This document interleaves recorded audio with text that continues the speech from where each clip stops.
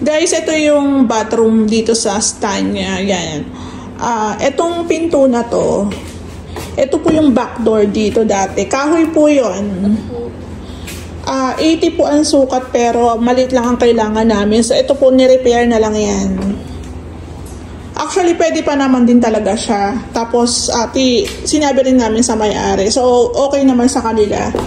So, ito po, bago po ito lagyan ng fluted panels, nilagyan po muna to ng primer. Ayan, tapos mamasilyahan yung mga butas-butas. I-repair pa rin kahit papatungan ng fluted panels. So, sa likod naman, importante yung sa likod. Ayan, ganito po yung itsura ng pagkakaakoy niya. So, yung mga dugtungan, mga kantuhan, sinasabi ko na yung kantuhan, di ba? Nilagyan po siya ng polytop. Tapos, papahiran din po ito ng primer. Acrotex po atang gagamitin. Ayan, kasi nga exposed dito. Actually, hindi naman siya talaga totally mababasa kasi andito naman ang shower area. Ayan, medyo malayo-layo.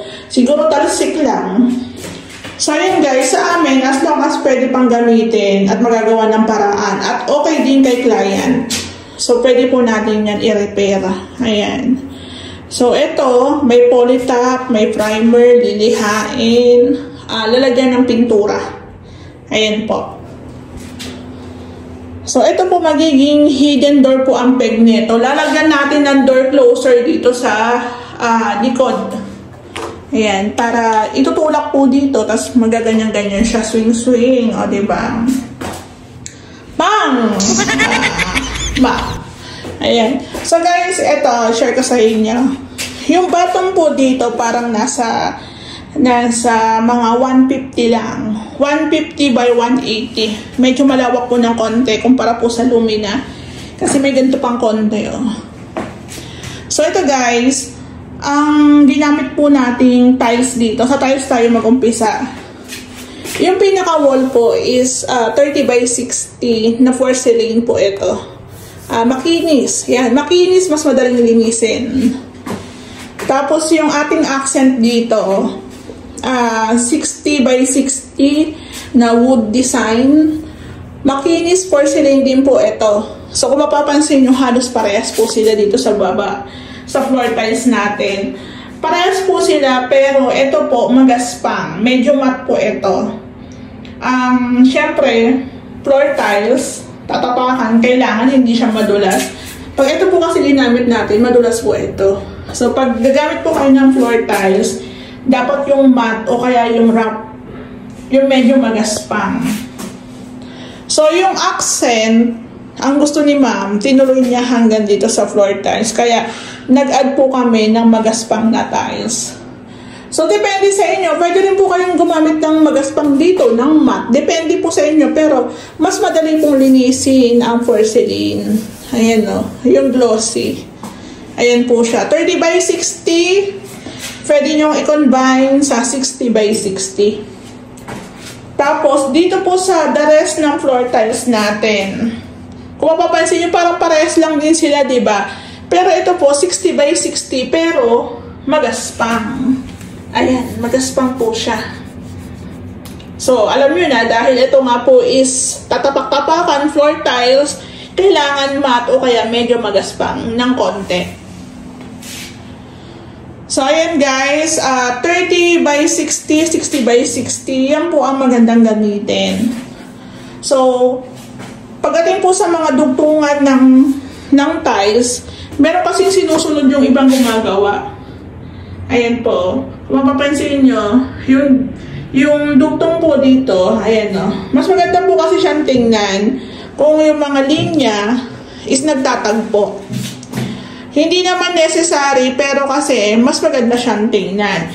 Kung gagamit po kayo ng 40 by 40 sa wall, dapat 40 by 40 rin dito sa floor tiles, yung flooring nyo. So, para magtugma-tugma po yung linya. Ayun lang naman yun eh. Pero kung yun ang gusto nyo, 60 by 60, 40 by 40, nasa inyo na po yan. Basta kami nasi-share lang kami.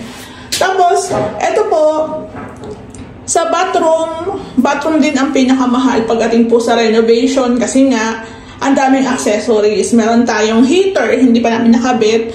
Meron tayong shower. Ayan, shower set na po yan.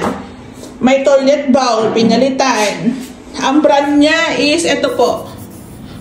Ayan. Tapos meron tayong lavatory, meron pa yan mirror dito. Meron pa mga towel rack. Ayan. So, pagdating po sa kisame, naka-PVC panels naman tayo dito. Ayan po. Tapos, ito pong butas na to para po yan sa exhaust fan. Tapos, yung mga kantuhan, mga dugtungan, lalagyan pa po ng kornisa yan. Ayan. So, dapat din po, pagpasok niyo ng bathroom, yung ating switch ng ilaw, nandito lang, malapit lang, kumbaga, nakakapanyo dito, di ba? Kasi may iba kami mga na-ocular na ang switch nila dito, ang layo, di ba? Minsan naman nandito sa likod ng pinto. Ayan. So, tandaan nyo, dito po ang placement niya. So, ayan guys, hintayin na lang po natin mabuo yung mga accessories. Yung bili natin, lalagyan pa ng hook yan dyan. Tapos, ito rin po yung kanilang floor drain. O, diba? Mahaba yan. Maganda rin kasi yung ganyan. So, sa amin lang, ganyan yung ginagamit. Pero ito rin yung gusto naman yung ari kasi silang bumili niyan. So, kung nagpaparenovate po kayo ng bathroom, mas maganda po palitan nyo na lang yung toilet bowl. Ayan, pang mayaman. Tapos guys, isa pa sa concern ng mga nagpapagawa, nakakaparod ng aming vlog, yung kantuhan po neto. Actually, meron naman pa-triangle, kaso wala pong nagsasuggest sa amin ng may-ari na gano'n. So, okay sa kanila yung ganito. So, ang ginagawa lang po namin dito, konting liha, konting grinding, tapos lalagyan po ng tawag dito ng tile grout. So, kailangan din po talagang mag-ingat. Ayan. So, depende sa nagpapagawa. Siguro kung ako ang tatanungin nyo, ang bathroom na naglalaro po ng 60 hanggang 70,000 materials po, tsaka accessories. Ayan. O, diba?